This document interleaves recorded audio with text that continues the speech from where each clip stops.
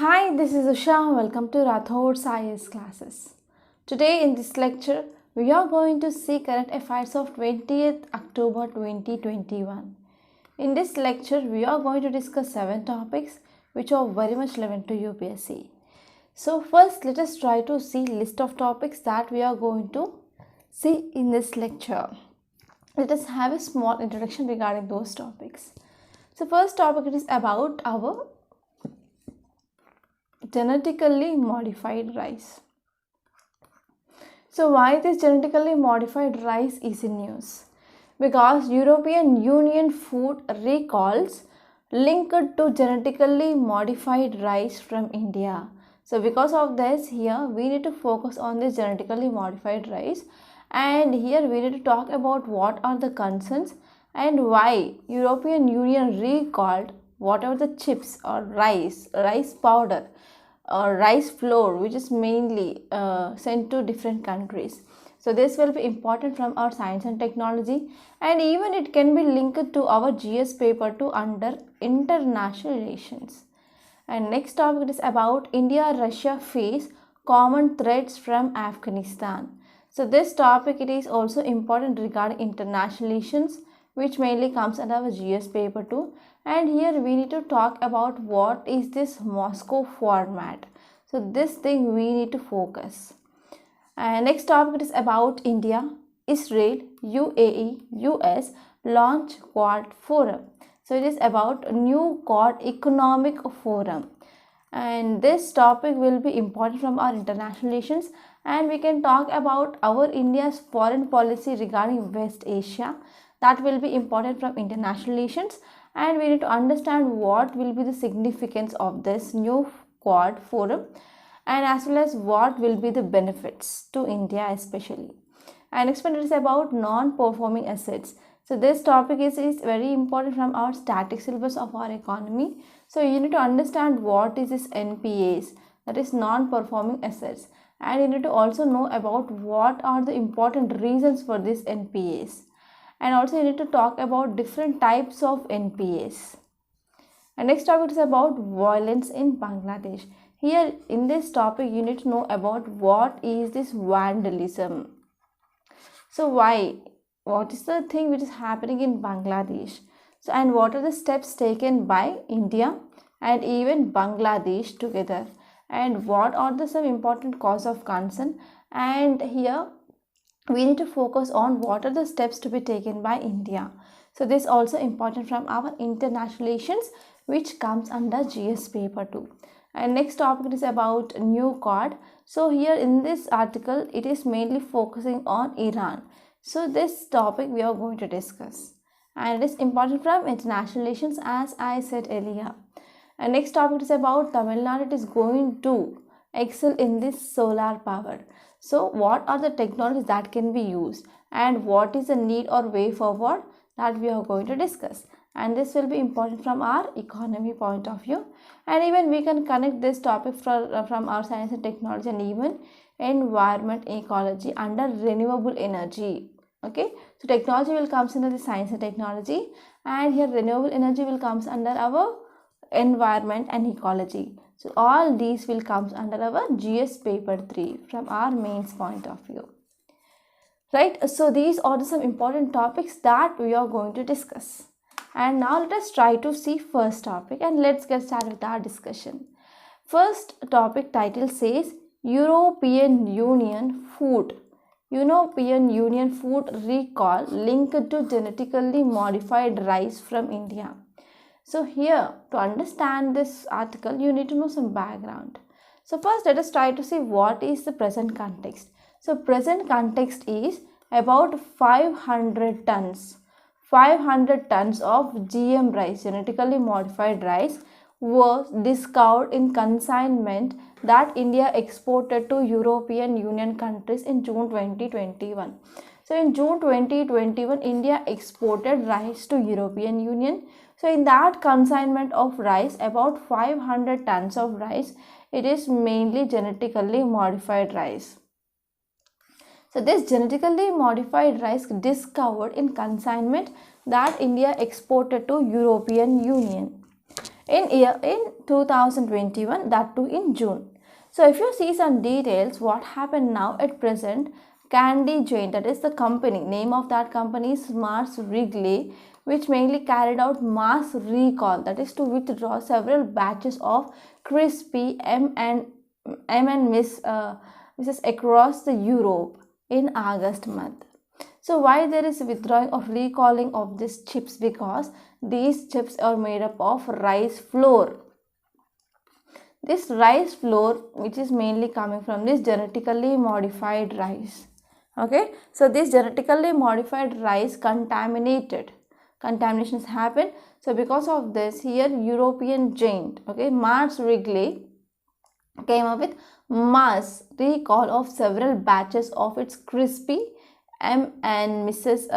Across Europe. So this is context. So because of recalling or withdraw, then what happened? That will lead to loss of reputation of India and even India's agricultural market, right?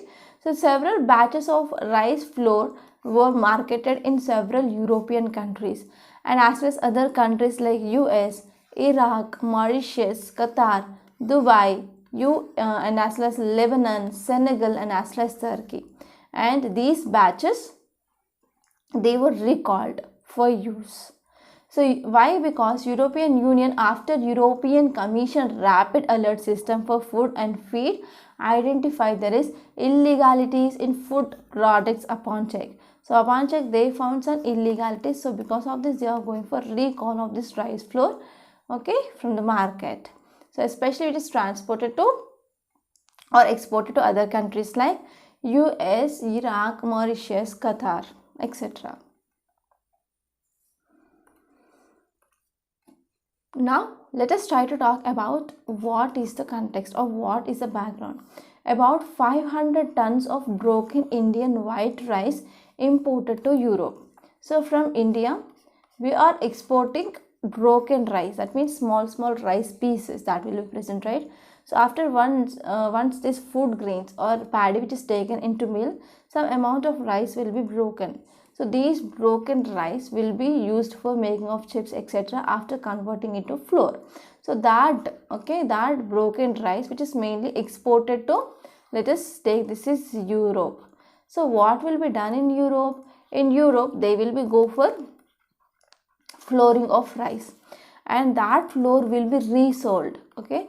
That flour will be resold and put on market in many European countries, and this flour which is mainly used as a raw material especially for chocolate sweets from Mars Inc. company and as well as baked goods.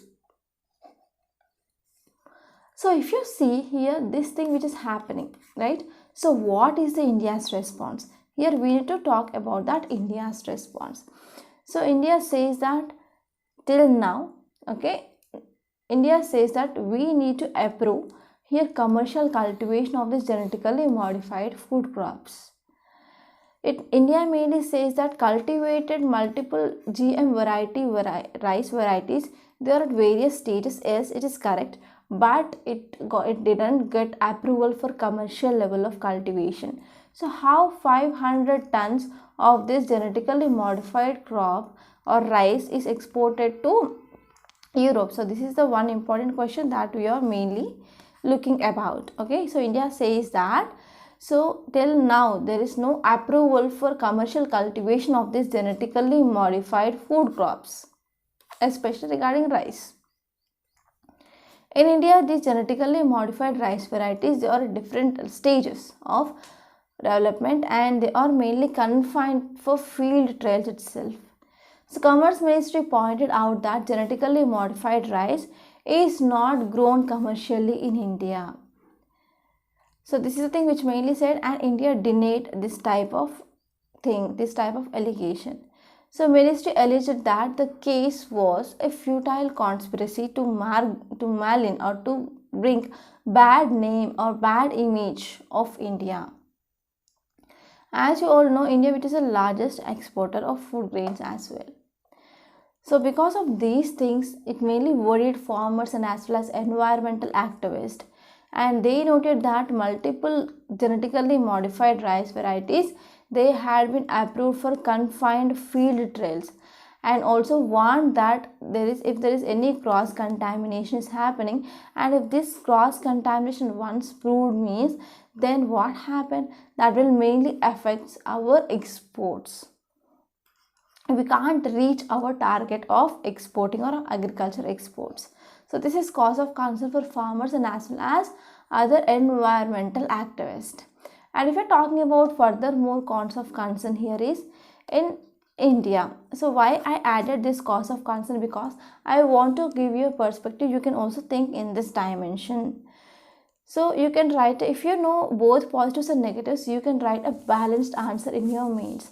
So if you're talking about cause of concern, in India there is illegal cultivation of herbicide tolerant BT cotton and as well as BT brinjal and genetically modified soya bean.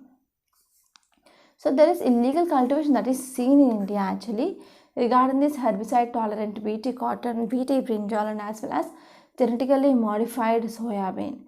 So because of this will mainly gives a clear indication that there is trend of genetically modified crops from field trials are ending up in our farms and as well as they are coming into our plates. So it is one of unfortunate truth that even regulatory system know about this and they found ineffective in curbing this type of illegal activities. And there is also one shocking thing, like these committees, they have failed mainly to take some effective actions as well. So this is about some cause of concerns and you need to think about in this direction as well. So European Union is alleging that 500 tons of genetically modified rice is coming, means we can't ignore that it is a 500 tons. So you can see how much range, okay, so how these people are getting these seeds of this genetically modified rice. So this is the thing that you need to think about, and you have to think like what are the loopholes, in our governance. So one more thing I want to say here is, even though authorities knew this thing, why there is no proper effective action that is taken to curb this type of illegal things. So you have to think in these dimensions and let me know your views in comment box. Don't forget about this. And what is the way forward also, you have to let me know. And if you're talking about some facts regarding what are these genetically modified crops. So genetically modified means nothing but we are mainly modifying DNA. So where is this DNA located? So in either plant cell or animal cell there will be nucleus. In this nucleus we are having genetic material. So genetic material it is present in chromosomes. In chromosomes we are having this type of DNA, and these DNA it is mainly responsible for that genetical character. So this DNA, it is, as you all know, it is a double helix structure. So it will be like this, right? So it is a double helix structure and it will be having nucleotides. So what happened here, whenever there is any important gene which we are replacing with another gene, such that we can get a new desired trait. Okay, so for example, if we want any new desired character, so we are replacing that gene which is responsible for that character. So because of this new trait which is having many advantages or many benefits, for example, it will be helpful for controlling of certain pests, diseases and even environmental conditions. For example, we can talk about BT brinjal and as well as GM soya bean and as well as BT cotton. So they are BT cotton and BT brinjal, they are herbicide tolerant. And next one is, whenever we are having this genetically modified crops, then that will helps to reduce enough this spoilage. And next one is, it will also induce resistance to chemical treatments like herbicides. So recently in our weekly current affairs, I discussed about this herbicide tolerant.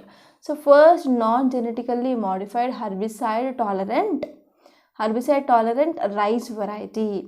So I discussed that in a last topic. So here in this way, whenever we are going for this genetically modified crops, that will be helpful. Mainly they will develop resistance to chemical treatments.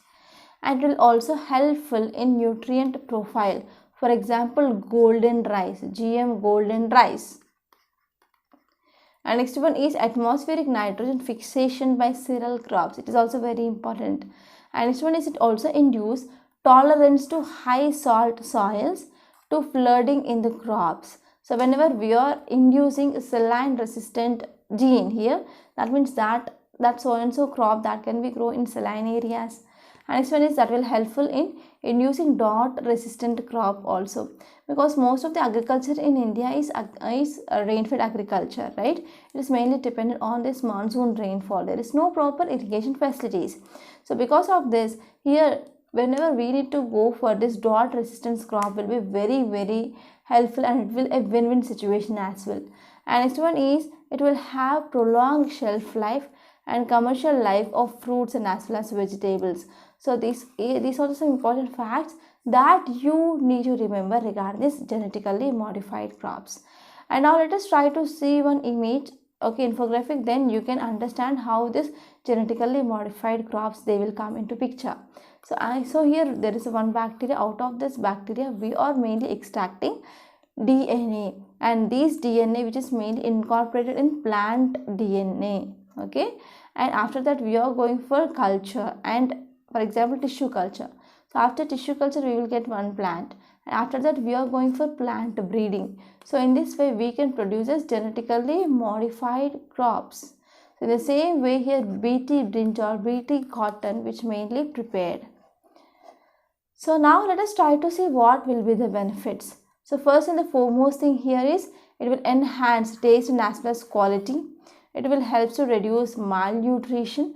For example, golden rice. In golden rice, whenever we are incorporating vitamin A, then that will be very much helpful for decreasing of vitamin A deficiency in children.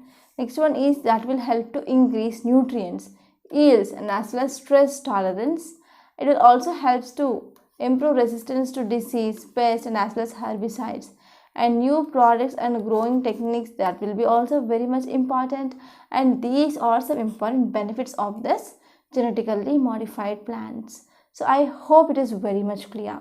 And now let us try to see next topic. It is about India-Russia face common threats from Afghanistan. So it is talking about India and Russia. So what are the threats we have from this Afghanistan? And here we need to talk about what is this Moscow format. So this will be important from GS paper 2 under international relations. So now let us try to see context. If you see context, it mainly says that India and Russia, they face common threats. They are mainly posed from this Afghanistan. So why Afghanistan? So if you are a beginner, you might not have knowledge regarding what happened in Afghanistan, right? So in Afghanistan, Taliban, they came into power. So who are these Taliban? They are terror outfits, right? So these Taliban, they came into power and they formed interim government. They formed interim government, and this interim government mainly formed by people who are in the list of United Nations Security Council. They are most wanted terrorist people. So this is one cause of concern. So not only this, after this Taliban, they came into power and they captured every important city in Afghanistan. Then what happened? People, they have very much fear about this Taliban's rule, and these people of Afghanistan, so Afghans, they are trying to leave their country. And I think last 1 month or 2 months ago, we saw a number of news clips regarding how these Afghans people, they are trying to move out of their country. So if you're talking about details, it mainly says that the situation in Afghanistan mainly poses similar problems in terms of instability, drug trafficking, terrorism threat, and also instability that may radiate towards Central Asia. So what are the threats that both India and Russia, they are facing from this Afghanistan is about this instability, and we all know drug trafficking. Afghanistan, why? Because most of this economy of Afghanistan mainly based on this opium. Opium, it is one of the narcotic drug. As we all know, here we have golden crescent, and here we have golden triangle. So India, which is mainly sandwiched between this golden crescent and golden triangle, and there is a threat of drug trafficking, especially most of the people who have been addicted to these drugs, especially in Punjab. Right? There are many reports which mainly says about drug addiction in Punjab. So here in this way we are having threats. So there are many threats from Afghanistan, like instability and as well as terrorism, drug trafficking, etc. So why terrorism? Because China and Pakistan, they can use Afghanistan against India. So because of this, we are having some threats from instability, terrorism, and as well as drug trafficking in this area. So both the sides recognized common threats from the Afghanistan, from India, and as well as from Russian side. They both came up with talks, and they mainly came up with some common threats that is emanating from Afghanistan that will affect both India and Russia here. So in this context, the Moscow format meet participants. They would discuss about the prospects for development of military and as well as political situation in Afghanistan, and also they are going to have talks regarding how there will be formation of inclusive government that will be happened. Okay, so these are the things that they are going to discuss in this Moscow format. So to understand this, let us go back to background. So to get this background, I did very much background work. Actually, I searched for a number of articles regarding this.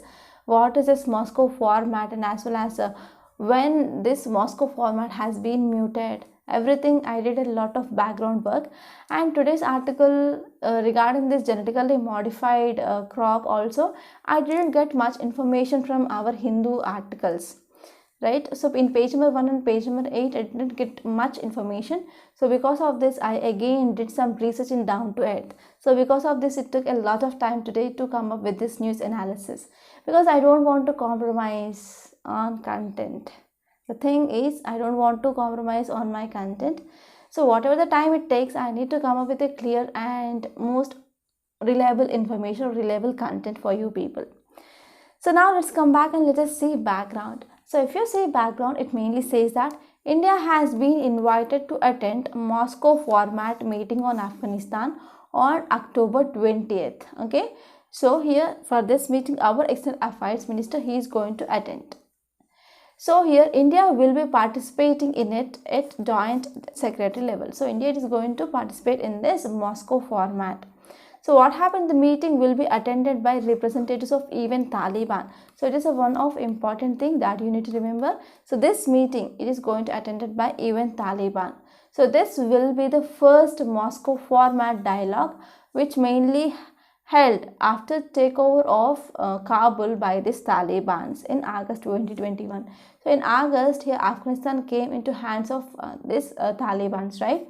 So government mainly fled away, and now at present Afghanistan, it is under hands of this Taliban. So now let us try to understand what is the significance of this Moscow format. So first one is, so in this summit or in this format, so here Taliban are also participating. So this is the first important thing, and this is second meeting with Taliban after it seized control over Afghanistan, and they are going to talk about different issues like safety, security, and as well as returning of Indian national standard in Afghanistan. So this thing mainly already talked in August 31st. Okay, first meeting of this Moscow format. And now we are going to see second summit or second meet, which is going to happen on 20th October, that is today. So we need to see what will be the developments in this second meeting. So now let us try to understand what is this Moscow format.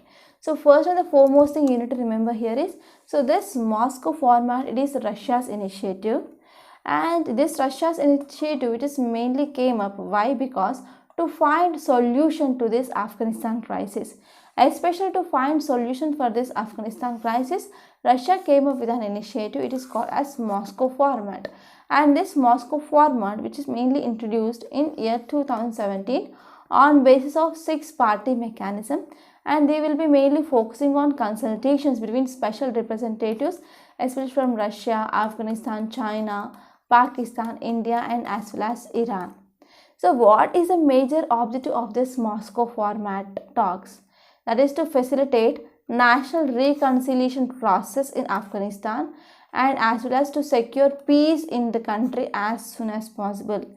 So it is mainly focusing to facilitate national reconciliation process in Afghanistan, and even they will focus to secure peace in the country as soon as possible. So this is about this Moscow format. And now let us move on to next topic. It is about India, Israel, UAE and US launch Quad Forum. So it is mainly talking about new Quad. Already we are having quadrilateral security dialogue, that is Quad. So it mainly contains 4 members, that will be our US, India, Japan and Australia. So in this new Quad, who will be the members? Those 4 members include again US is part, India, Israel and UAE. So which are the countries common in quadrilateral security dialogue and new Quad, which is economic bloc, that is US and India, they are common. So here we have Israel and UAE. So here you need to remember these countries. So this will be important from international relations, which mainly comes under your GS paper 2. And this topic will be important from both prelims and also even mains. So now let us try to talk about this topic in a very great detail. So let us try to see context.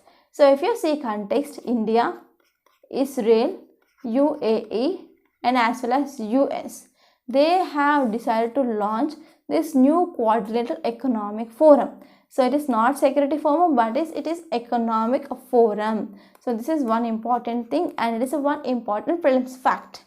And if you are talking about details, it mainly says that Trump administration and Abrahamic Accord. So recently Abraham Accord, that is seen in news. So what is this Abraham Accord? We are going to discuss. Don't worry about that. So recently during this Trump administration, Abraham Accord mainly came up. Okay, so through this Abraham Accord, it mainly eased relations between Israel and as well as UAE.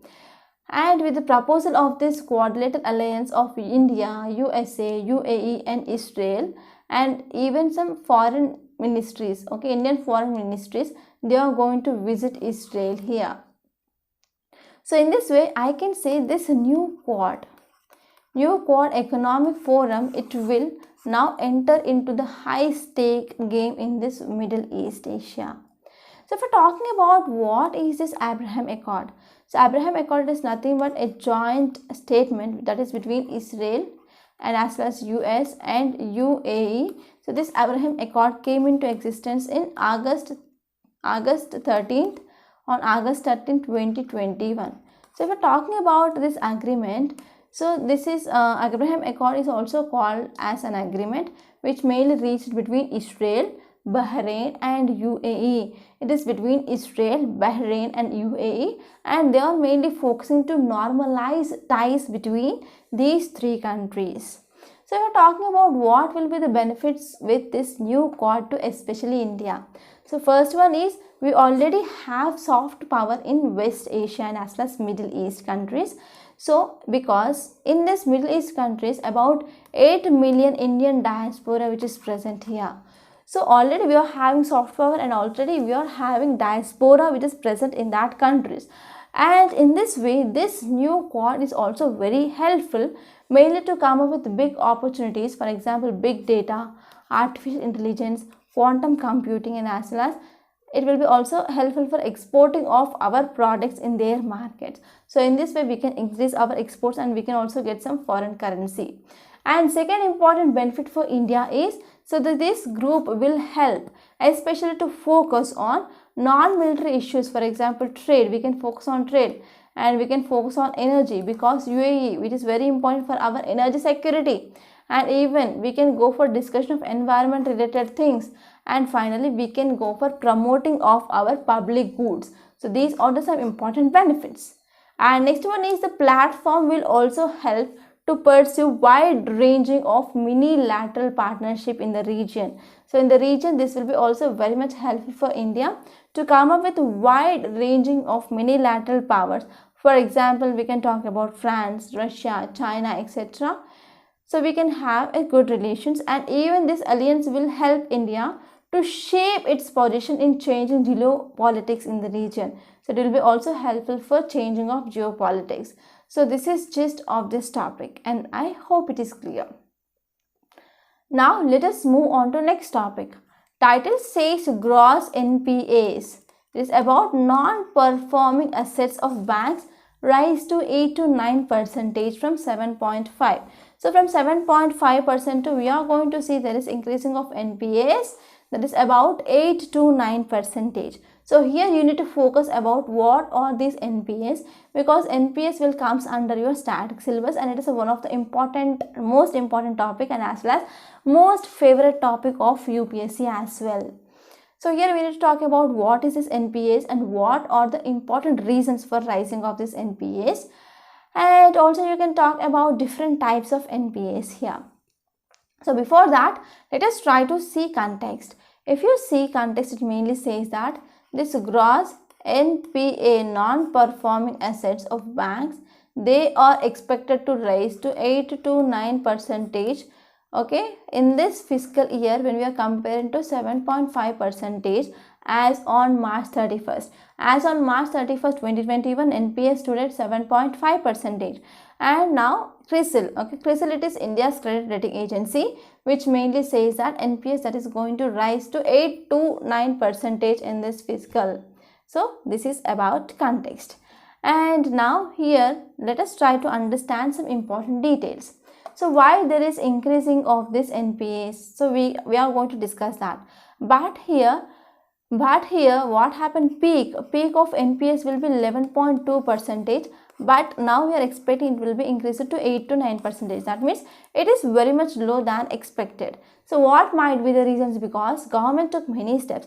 For example, government came with this emergency credit line guarantee scheme. So because of this, it mainly helped to controlling of NPAs, and even with 2% of bank credit which mainly expected under this restructuring at the end of the fiscal. So what happened, RBI which came up with this restructuring program, restructuring 2.0. So in this COVID-19 pandemic, so what happened during this COVID-19 pandemic, government imposed sudden abrupt lockdown, and after this lockdown which imposed in March 2020 also, many states to control or to prevent this transmission of this COVID-19, so they came up with their own regulations in their state level. Then what happened, because of this COVID-19, almost all sectors had been affected a lot. So because of this, the borrowers who borrowed money from this banks, they are not able to repay now. So because of this, here banks, they will identify NPAs and they will come with a restructuring. That means they will come up with a resolution plan here. So in this way, that will mainly decrease NPAs.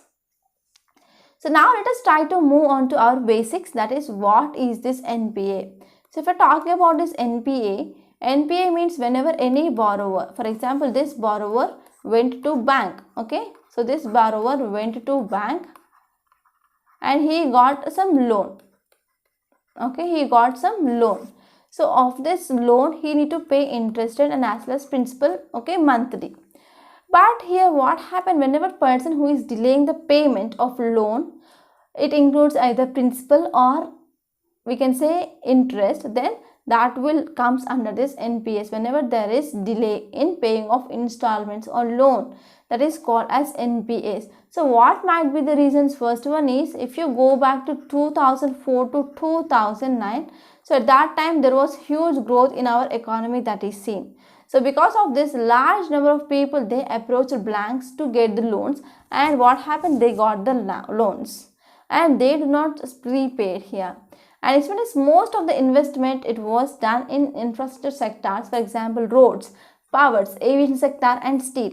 For example, I am a contractor, I got a contract to lay, for example, let us take 1 kilometer of road. So to construct this 1 kilometer of road, let us say I need 5 lakh rupees.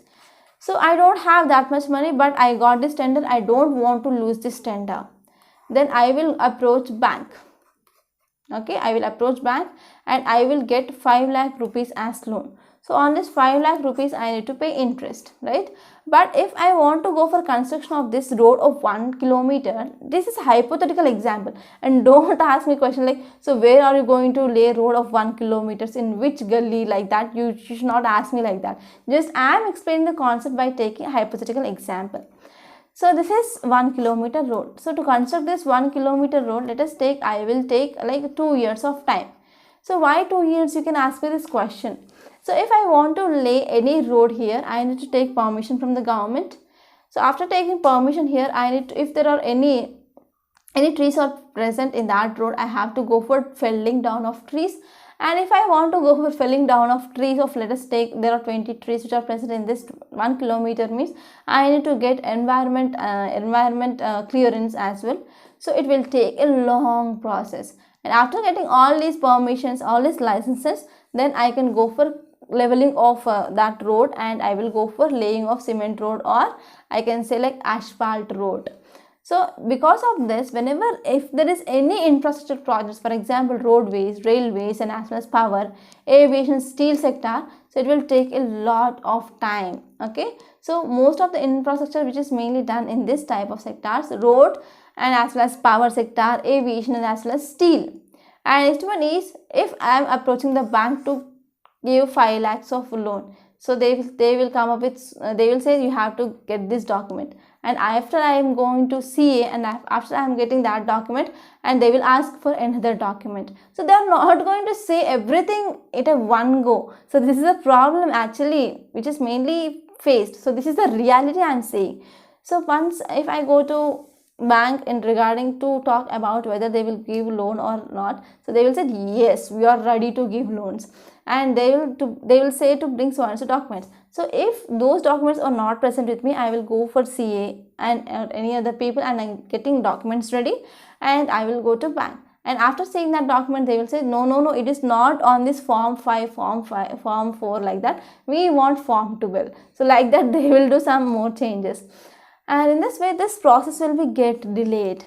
Okay, so because of laxity in lending norms by banks without analyzing the physical health of companies, and even though if I am getting 5 lakhs of loan, means they will not see about financial health of my company, or they will not see about credit rating. So because of all these things, there is increasing of NPAs.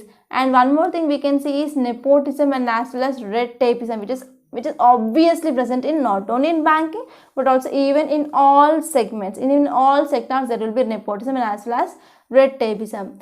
And next one is, if I am going for starting of any mining project, so after getting clearance and everything, if there is any banning of mining projects, because if there is any environmental issues that are happening, for example landslides, etc., then they will go for banning of my projects. So because of all these things, that will lead to increasing of NPAs. And even environment permit is very much required, but sometimes environment clearance, it is very difficult to get. So this is about what are the causes for this NPAs. And now let us try to talk about types of this NPAs. So first and the foremost thing is substandard assets, second one is doubtful assets, and third one is loss asset. Okay, so NPAs means if any person who is getting loan, if he is not paying interest or principal for 90 days. Okay, so if you're talking about substandard asset, so these are the assets which have remained NPAs, non-performing assets, for less than or equal to 12 months, that means 1 year. And this one is doubtful assets, means more than a period of 12 months. And loss assets means, so these are the assets of very little value, and it can no longer continue as a bankable asset.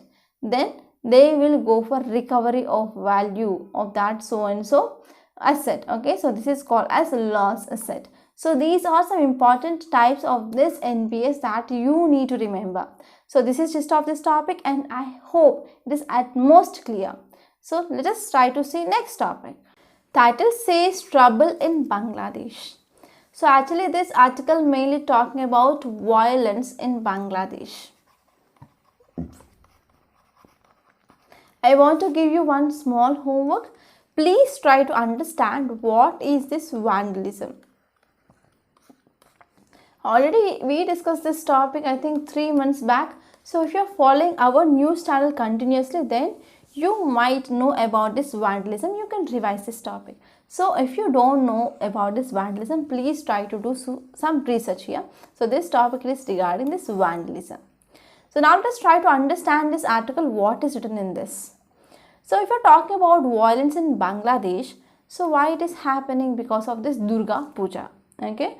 So what happened? This violence that erupted in Chittagong district. So Chittagong port, it is very important, right? You might have heard about this Chittagong port. So in this Chittagong district, violence erupted. So what happened in this area, there was one image which mainly allegedly showing that disrespect to Quran which has been circulated.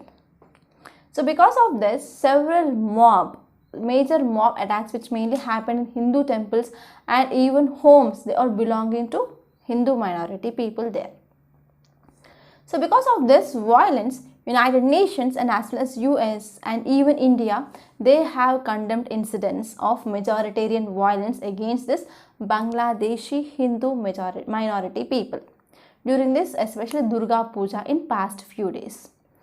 So because of this, there are some steps which are taken by Bangladesh government. So let us try to understand that.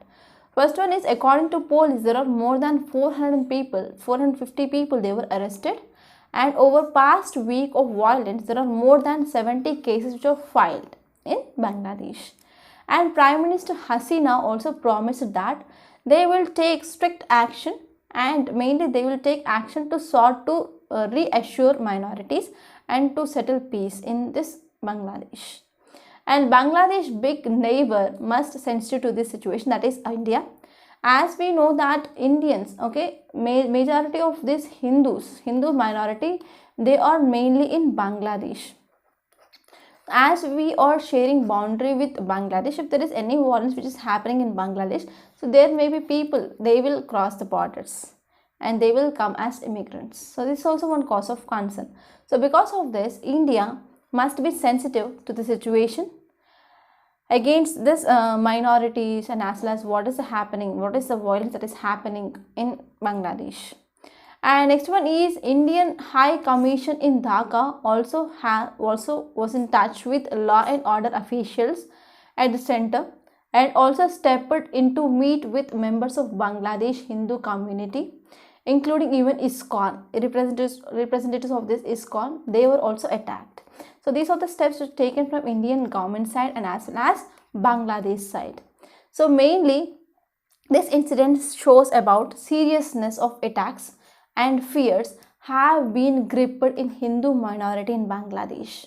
So because of these incidents and violence, so many people, they are very much fear, especially this Bangladesh Hindu minority people.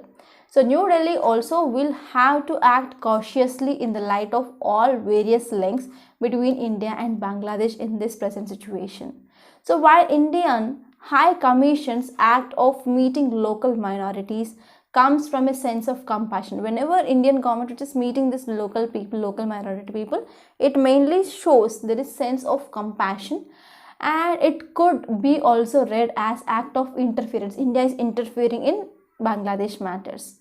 So even though what happened, why I am saying it is like interference, because of this Constitutional Amendment Act of 2019, so that led a widespread effect in Bangladesh. So because of this Constitutional Amendment Act of India 2019, so there were protests which mainly made in Bangladesh that killed about 12 people. Okay, and as a regional leader, India has every right to be concerned about plight of communities in the subcontinent. However, India must ensure that domestic drivers do not upset carefully, but we need to focus on building of foreign relations. And if you're having any act or if you're doing anything which is having some religiously partisan, means that will lead to destabilization of relationship between two countries. So in this context, India need to take a good action that should not affect relationship between India and Bangladesh, that we shared proper cooperation between India and Bangladesh since 50 years. So this is about this topic and I hope it is clear. Now let us move on to next topic. Title says the other quad. So here this article mainly focusing on India should maintain good ties with Iran also. Okay, so here we are going to see about this Iran. And now let us try to discuss this topic. It is very important from our international relations, which comes under GS paper 2. And one important thing I forgot to say here is, please open your atlas and try to see these countries, and these countries are sharing boundary with which countries. So that is important, and which of the water bodies are present. So everything that you need to refer your atlas. So if you are talking about this new Quad, a virtual meet of the foreign ministers of India and as well as US, Israel and UAE, they are coming up with a strong manifestation of changes in West Asian geopolitics. So whenever these four countries like US, India, Israel and UAE, which are coming up with this formation of this new quadrilateral economic forum, that will going to change geopolitics in West Asia. So if Israel and UAE did not even have a formal diplomatic relations, so if you're talking about relationship between Israel and UAE, so if you go one year back, so there were no proper formal relationship between Israel and UAE. But now we are seeing there is a growing of strategic and as well as economic cooperation between these two countries. So because of this, now these two countries are mainly providing some opportunities for other powers including India. So here our external affairs minister, now he is in Israel and he joined this quadrilateral conference, and they are going to have free trade agreement. And if you are talking about what is India's foreign policy in Middle East, so this will be important from your international relations, that too from your static syllabus. So if you are talking about what is this foreign policy, first let us try to understand what is meaning of this foreign policy. Foreign policy in simple words, I can say it is a guiding principles. Okay, so if India want to come up with relationship with any other country, means we are having our own guiding principles. For example, we have Act East policy, we have neighborhood first policy, Panchashil. So these are nothing but our foreign policies with different countries. If you are talking about especially foreign policy in Middle East, so it is one of the important gains of India's foreign policy and has been non-ideological engagement with Middle East. So India, it is having a close engagement with USA over last few years, and also we align towards USA and as well as in Middle East. So if you're talking about Israel, India, UAE and as well as USA mini or lateral consultation, so it will provide good position for India in this Middle East countries. And India also knows that USA, which is mainly downsizing its forces in Middle East, so because of this it is providing a perfect opportunities. So this statement which is mainly referring to Afghanistan. So this is about India's foreign policy. And now let us try to understand, so how the change in regime in this Middle East that will help India. So this point you can add whenever you are writing your mains answer. So as we all know, there is new government in Israel. So this new government in Israel, which is mainly working towards resolving of conflict. In Israel, they will be having Israel-Palestine issue. So mainly new government in Israel, which is mainly focusing towards resolving of this Palestine issue. And there is also an increase in economic and technological cooperation between Israel and UAE. And even recently they came up with Abraham Accord, right? So because of this will be very much helpful for India to maintain good relationship between these countries.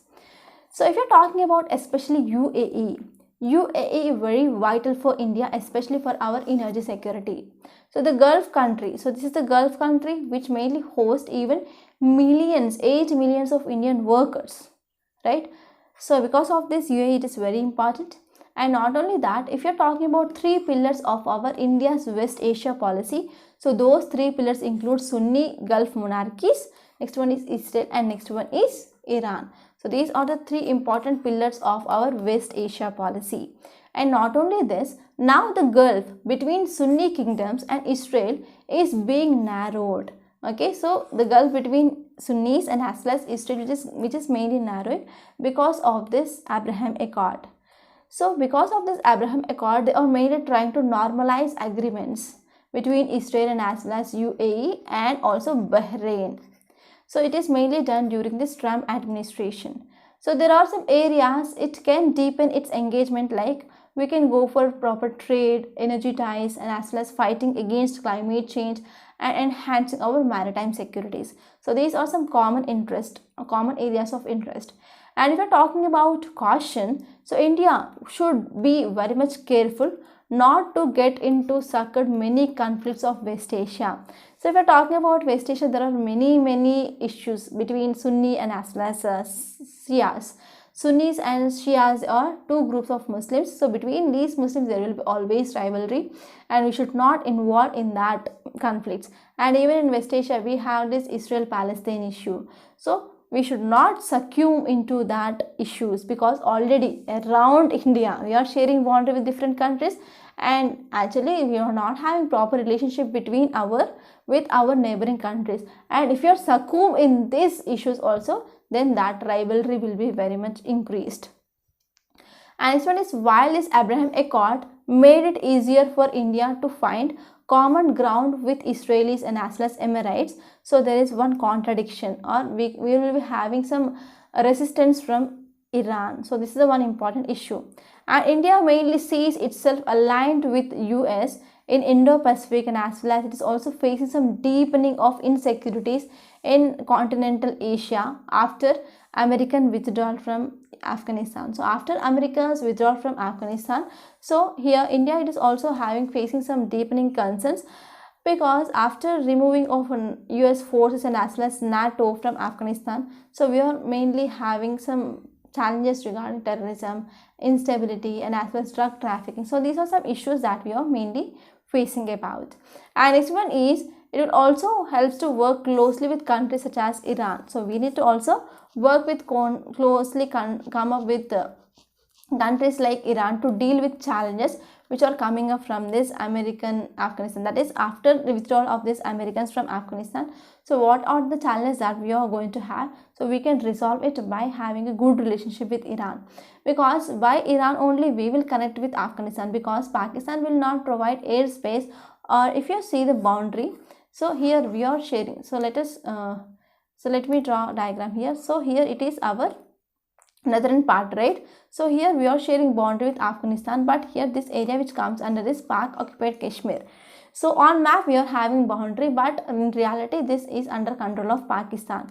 So here we have Afghanistan and here we have Iran. So we can reach Afghanistan through Pakistan, but Pakistan will not accept it. So because of this, from Gujarat we are connecting to port, Chabahar port in Iran. From here we are connecting to railway and as well as roadways to connect this Kabul here. So because of this, Afghanistan, if you want to control or if you want to decrease impact of threats which are posing from Afghanistan, we need to also maintain proper relations with Iran, right? So if you are not having good relations with Iran, means we can't connect Afghanistan. So here there are many challenges before New Delhi to retain a healthy relationship with Iran. So we need to build a stronger regional relationship or regional partnership with US, Israel and UAE bloc, along with maintaining of good relationship with Iran. So this is gist of this topic. And now let us move on to next topic. It is very interesting. It is about a global player in solar power. So this article mainly saying that Tamil Nadu will continue to lead this sector if it follows some technology and if it follows some suggestions. So this is an article which is important from our GS paper 3. You can talk about science and technology. You can also take this article reference in our environment and ecology regarding renewable energy, and also you can talk about even economy as well. So now let us try to understand this topic. So this article especially talking about our solar power, right? So if you're talking about solar power projects, especially in Tamil Nadu, that have been seen a rapid growth. So there is 4 times of increasing of this solar power projects in Tamil Nadu. Okay. So from past 5 years, there is 4 times increasing of solar energy capacity that is seen in this Tamil Nadu. So what might be reasons? There are 2 important reasons. First one is, we know state have reasonably high insolation levels and it is mainly matching the solar potential. So because of this, they mainly going towards installing large amount of this solar power infrastructure.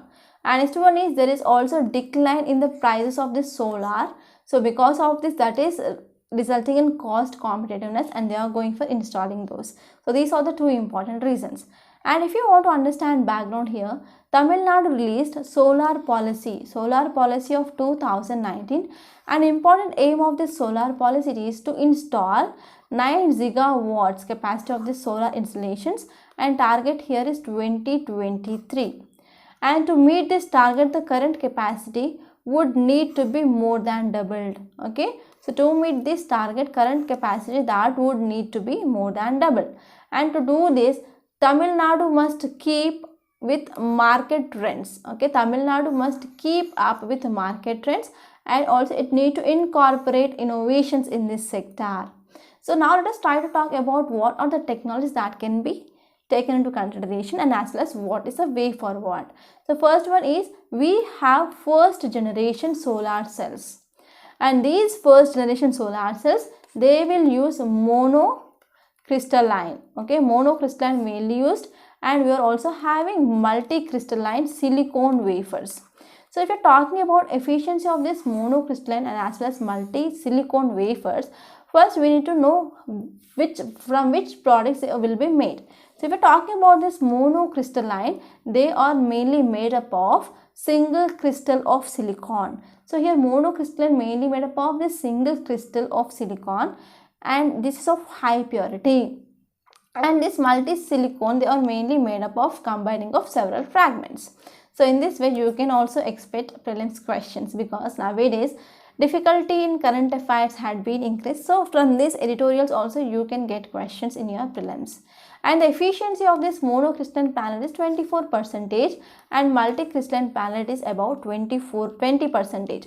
So because of this, now this monocrystalline panels that mainly occupy the markets, and there is increase in the demand.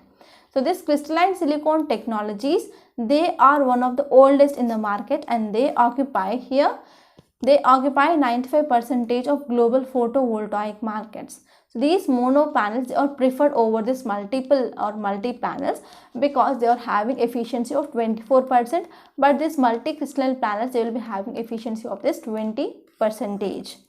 And these monocrystalline panels, they will be also higher efficiency, and also they have greater energy yield, and as well as low cost of energy. And second technology is, we are having newer technology, we can incorporate crystalline silicon. So these crystalline silicon, which mainly focuses on this bifacial solar cells. Okay, so because of this bifacial solar cells, we can increase our solar power generation by 10 to 20% and maximum 30%. So what is this bifacial solar modules? So if you see, these are our solar modules you might have seen in your rooftops or anywhere. So what happens, so from upper side it will mainly trapping sun energy directly, and from the down also it will have the capability to trap reflected thing. So if you see here how this bifacial solar panel works, so from the sun, direct sunlight, okay, that will be mainly reflected right from the ground, and it will hit both the front and as well as back panel.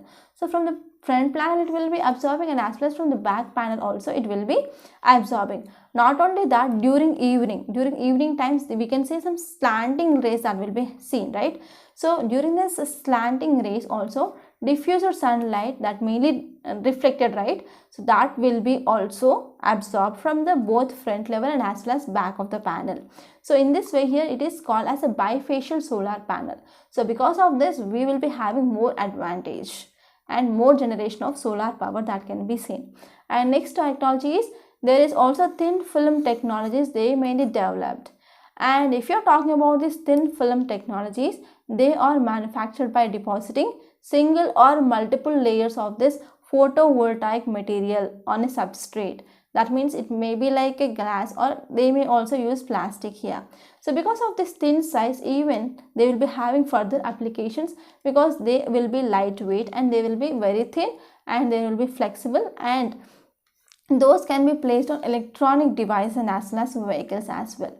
And next technology is new and upcoming solar cells. They are grouped as third generation, and they contain technologies such as perovskite and as well as nanocrystals and dye-sensitized solar cells. So there will be also new upcoming solar technologies. They are mainly using this perovskite and as well as nanocrystals and as well as dye-sensitized solar cells.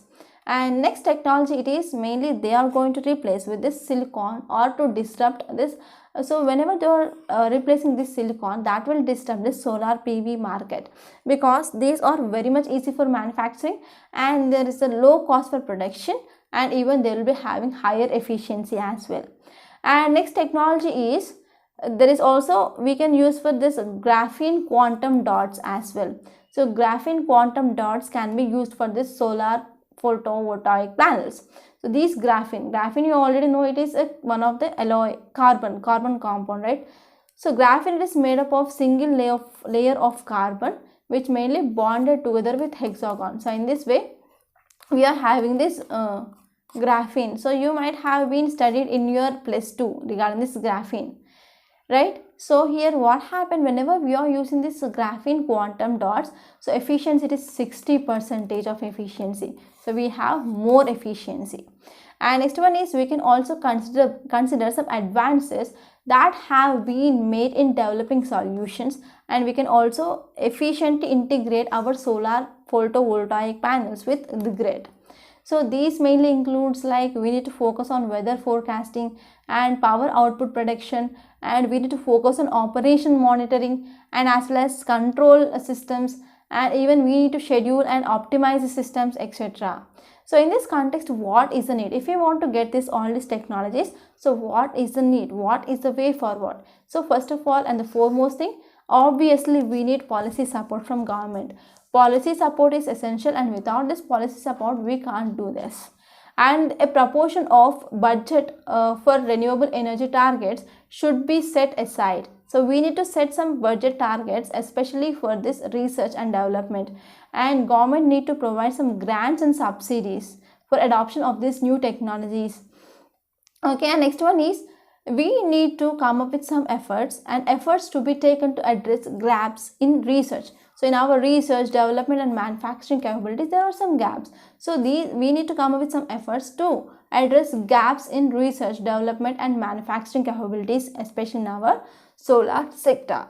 And next one, it is we need to come up with some sector specific skilling that should be come up, and we need to provide some training for workers as well. And next one is, all these efforts that would help Tamil Nadu to become a global player in solar power sector. So this is just of this topic, and this is the most important article I say in this today's lecture. And now let us try to see some important topics in news. So first one is, no excuses please. India awaits a full caste head count. It is mainly talking about caste census. Already we discussed this topic, I think 4 days ago. So this article which appeared in page number 6, if you are interested, you can refer that. And in first page, there is one article regarding Uttarakhand rain tolls touches 47. So there is high rainfall or heavy rainfall and sudden outpour of rainfall that is seen in this Uttarakhand, and that led to disaster. Okay, disaster means whatever the bridges that are present, and because of increase in the flow of rivers, that led to collapse of bridges, that you can see in image in first page of Hindu, and you can refer that article. And next one is, Niti Aayog launches geospatial energy map of India. So this article I took from PIB, so this is one of the most important article, please refer that ones. And next one is, Arctic melt. Arctic melt will polar bears vanish by 2100. So that means it mainly says that whenever this polar regions, in this Arctic region, whenever there is a melting of ice is happening, so what happens, so in this environment or in this ecosystem, so we can see seals will be present, and as well as we can see polar bears will be present. So whenever there is a loss of ice which is happening, that means there will be the changes in atmosphere and the weather there. So because of changing of environment, so whatever the animals which have been adapted to live in that ecosystem, that will be also wiped out. So this is the thing which mainly said in this topic. And next topic is about Allium liganium. So it is about new species of onion. So this species, why it is special, because it can be grown at a very high altitude. And next topic is about Earth Shot Prize. So this Earth Shot Prize, it is in news in yesterday's Indian Express. So actually this year there were questions from our awards and as well as Olympics, right? So because of this, we should not take any chance. So I am saying this topic, it is important. If you are interested and if you think this is important, then you can go through this. So here first two topics I took from this today's Hindu newspaper, and next topic from RPIB, and last three topics from yesterday's Indian Express paper. So these are some important topics that you can also refer after completing today's Hindu's newspaper. So by this I am concluding today. I hope you enjoyed this lecture. Please subscribe to my channel and don't forget to like, share and comment my videos. Thank you so much.